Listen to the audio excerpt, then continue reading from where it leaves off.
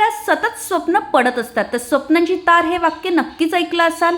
तर आपल्या जेव्हा थर्ड आय चक्र आणि क्राउन चक्र ॲक्टिव्ह असतं तेव्हा ती स्वप्न खरी होतात. पण जेव्हा त्याच्यात ब्लॉकेजेस येतात तेव्हा मात्र ती स्वप्न कल्पनाच राहते.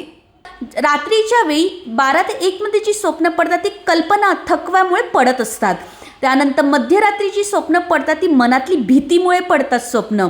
आणि ब्रह्ममुहूर्त आणि सूर्योदयामध्ये जी स्वप्न पडतात ना ती संकेत आणि खरी होतात.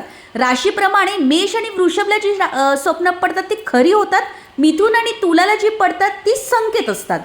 मुलांक 2 आणि 7ला जी स्वप्न पडतात ती खरी होतात. मुलांक 3 आणि 9ला जी स्वप्न पडतात ती संकेत असतात. तर थोडक्यात थोडंसं काही स्वप्नांबद्दल आता आपण बोलूया.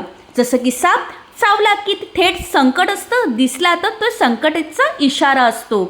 सेकंड आहे कावळ्याचा स्पर्श झाला तर मात्र वाईट बातमी असते, दिसला तर वाईट बातमी येणार ह्याचं संकेत असतं.